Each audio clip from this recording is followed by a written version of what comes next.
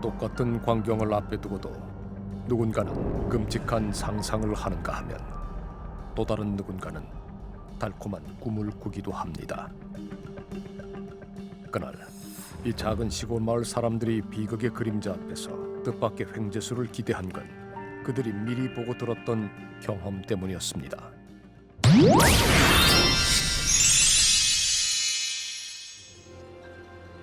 1990년 어느 봄날, 하천 근처에 떨어진 핏자국을 발견한 마을 사람들은 누군가 소를 도살한 뒤 소머리를 묻어둔 흔적이려니 생각했다고 합니다. 아랫마을 사람들처럼 소고기를 나눠 먹을 상상을 하며 함께 땅을 파기 시작했다는 주민들. 그런데 땅속에서 소머리 대신 사람의 시신이 발견되며 조용했던 시골 마을은 순식간에 강력 사건의 현장이 되어버립니다. 건장한 적에게 젊은 남성은 머리에 많은 피를 흘린 채 발견됐습니다. 사망한 지 오래지 않은 듯 시신의 상태는 비교적 온전했습니다. 남자의 사인은 총기에 의한 뇌손상, 시신에서 공기총에 맞은 것으로 보이는 총상이 여러 군데 발견된 겁니다. 머리 쪽에 집중된 총상과 함께 둔탁한 무기에 맞은 상처까지 입은 채 발견된 남자. 그는 당시 23살의 나이로 경기도 성남 지역 폭력 조직에 몸담고 있던 박 씨로 밝혀졌습니다. 조직 폭력배들 간의 세력 다툼 중에 벌어진 살인 사건에 의심이 됐지만 범인은 예상 밖의 인물이었습니다. 사건 발생 3개월 만에 피해자의 중학교 선배 황 씨가 박 씨를 살해한 혐의로 검거된 겁니다. 체포 직후 황 씨는 평소 자신을 무시하고 협박으로 일삼던 피해자를 사건 현장으로 유인해 살해한 사실을 모두 털어놨습니다. 그런데 자신이 살인에 가담한 건 맞지만 피해자에게 공기총을 쏴 직접 살해한 범인은 따로 있다고 주장한 황 씨. 그가 사건의 주범으로 지목한 건 자신의 직장 사장인 김 씨였습니다. 황 씨는 그저 김 씨가 시키는 대로만 따랐을 뿐 공기총을 구입한 것도 그 공기총으로 피해자를 쏜 것도 모두 김 씨였다고 진술했습니다. 그는 김 씨가 공기총을 쏴 피해자를 살해한 후 사체를 매장할 때도 김 씨의 지시에 따라 함께했다고 진술합니다.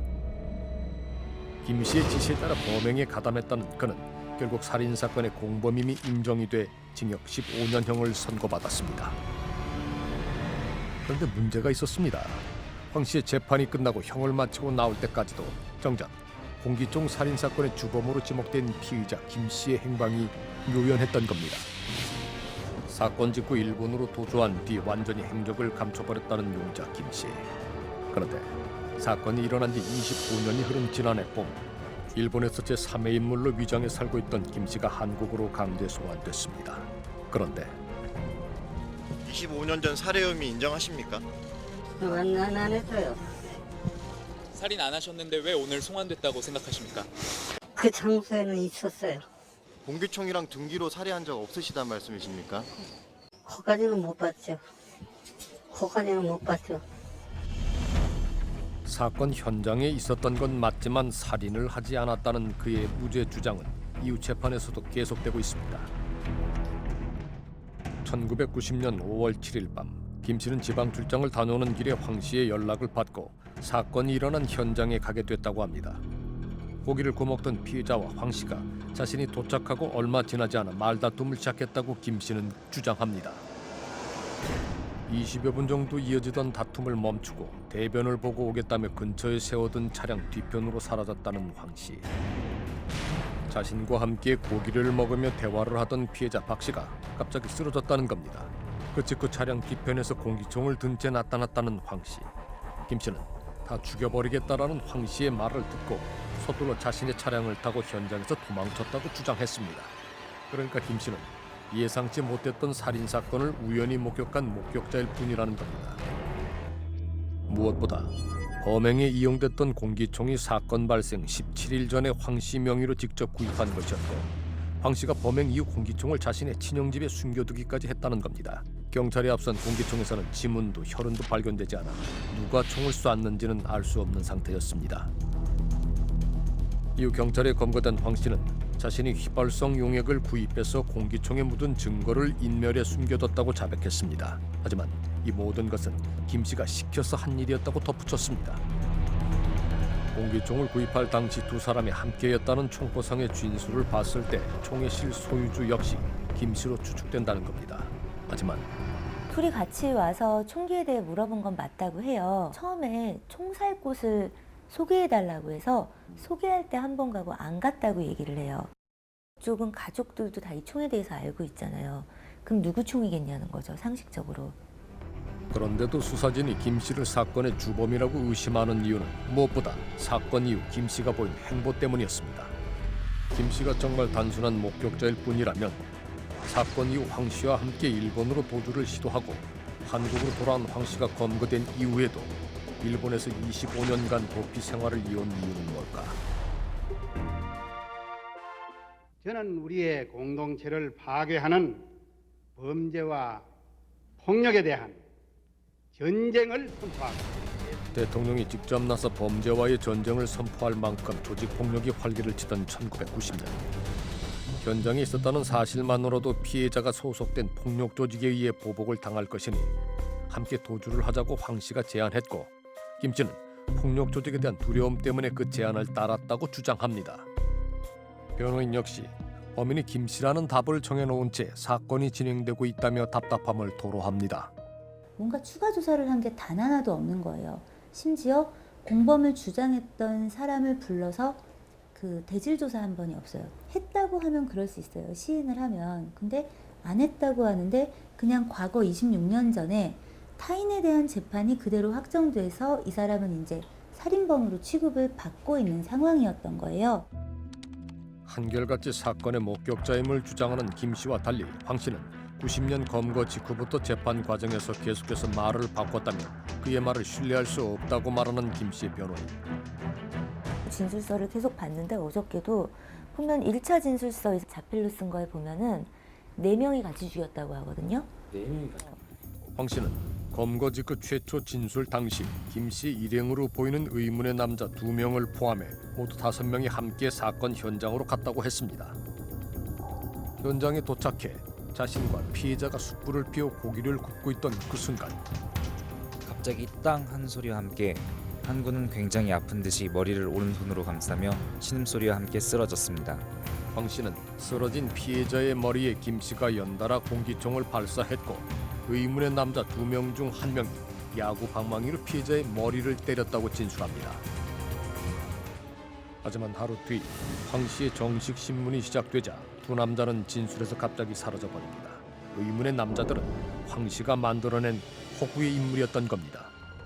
사건 기록 일체를 검토한 경찰은 황 씨가 처음에 범행을 전면 부인한 건 사실이지만 그 살인을 미리 공모했던 과정과 시신 매장 및 도주에 가담했던 사실 일체를 털어놨다고 말합니다. 또한 공기총을 쏜 주범이 김 씨라는 사실만은 처음부터 일관되게 진술해왔다는 황 씨. 형은 속에 서 있었지. 내가 불을 펴서 고기를 얹으니까 고기를 싸야지 이거야. 소음이 차지고. 본인 앉았어 이렇게. 난 여기 앉아있었고. 두 사람의 진술은 각자의 위치만 서로 반대라고 주장할 뿐 상황 묘사는 거의 흡사합니다. 확연하게 다른 점은 단 하나. 여기 머리가 푹 떨어지는 거야. 소리 들었어요 못 들었어요? 못 들었어. 바로 총소리에 대한 기억입니다. 총을 맞고 쓰러진 피해자는 봤지만 무슨 이유에서인지 총소리는 듣지 못했다고 말하는 김 씨. 반면 사건이 벌어질 것을 어느 정도 알고 있었지만 총소리를 듣고 놀라 뒤로 엉덩방아를 찧었다고 말했던 황 씨. 분명 한 공간에서 일어난 일인데 너무나도 상반된 기억. 확실한 건 둘 중 누군가는 피해자 박 씨의 머리를 향해 총을 쐈다는 사실뿐입니다. 곰곰이 그날 밤을 떠올려 보니 자신이 총소리를 듣지 못한 이유를 알 것 같다고 했습니다. 공기가 밀어내는 힘에 의해 총알이 운반되는 공기총의 소리는 퍽퍽이라든지 푸식푸식이라고 표현을 합니다. 10m 정도에서 듣는다면 그 총소리는 소멸 단계에 접어든다 하네요. 그러니까 범행 도구로 이용된 공기총은 우리가 흔히 생각하는 총성보다 그 소리가 훨씬 작아 사건 당시 총에서 멀리 떨어져 있던 자신이 소리를 못 들은 것 같다는 겁니다. 그렇다면 김 씨와 황 씨의 진술대로 공기총에서 약 10m 떨어진 지점에서는 총소리가 어떻게 들릴까? 우린 두 사람의 진술과 유사한 상황을 재현해 소음을 측정해 보기로 했습니다.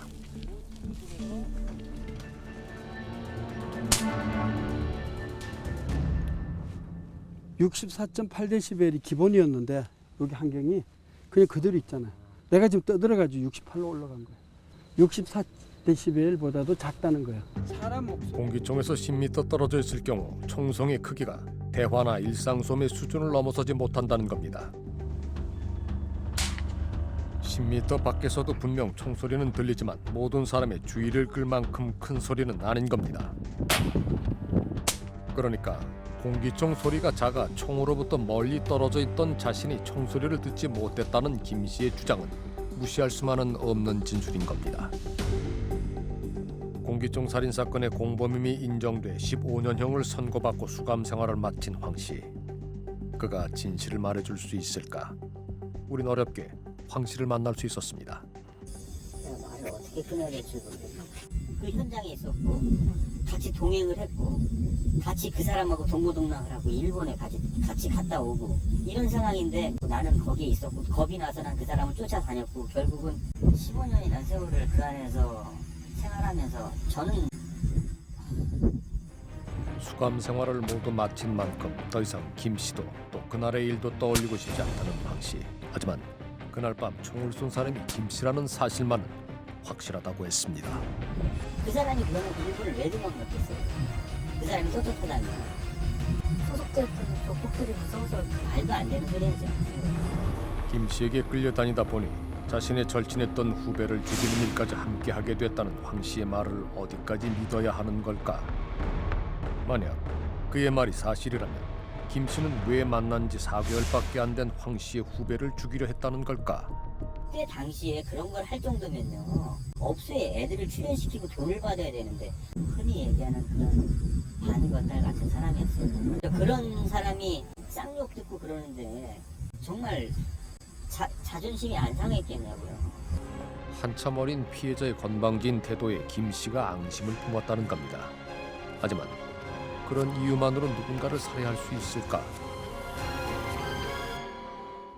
반면 김 씨는 사건 당일 피해자와 말다툼을 하던 황 씨가 우발적으로 피해자를 죽이는 것을 목격했다고 주장하고 있습니다.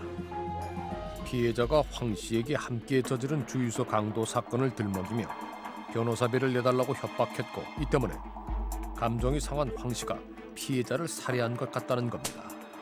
그런데 진술이 좀 일관되진 않아요. 상황에 맞게 이렇게 요리조리 이렇게 들어가는 진술이 좀 있었고 일관되진 않아요. 송환 직후 김 씨를 수사했던 경찰은 그가 송환에 앞서 많은 준비를 한 것 같은 느낌을 받았다고 합니다. 매 신문이 끝날 때마다 본인 진술의 재검토를 요구한 김 씨. 단순 목격자일 뿐이라는 그의 핵심 주장에는 변화가 없었지만 세부적인 내용을 조금씩 바꿔나갔다고 경찰은 기억했습니다. 그런데 송환 당일 이루어진 김 씨의 최초 진술이 지금의 주장과는 묘하게 다른 점이 있다고 합니다. 이게 이제 처음에 경찰에 와서 이제 조사 받을 때 김 한 말인데 나와 피해자가 고기를 굽고 있는데 갑자기 가 차량 트렁크에서 공기총을 꺼내. 이거는 볼 수도 없고 알 수도 없는 것이거든요. 불판 앞에서 피해자랑 고기를 굽고 있었던 사람은 이걸 볼 수 없단 말이에요.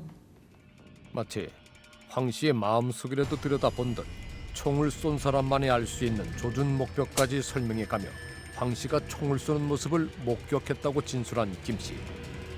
그는 웬일인지 바로 다음 날부터 황 씨가 총을 쏘는 모습은 보지 못했다고 진술을 번복했습니다. 총소리도 듣지 못했는데 갑자기 피해자가 쓰러져 뒤를 돌아보니 총을 든 황 씨가 있었고 그 길로 현장을 떠났다는 바뀐 목격담을 어디까지 믿어야 하는 걸까? 김 씨는 정말 살인 사건의 피의자인 걸까? 아니면 불운한 목격자일 뿐인 걸까?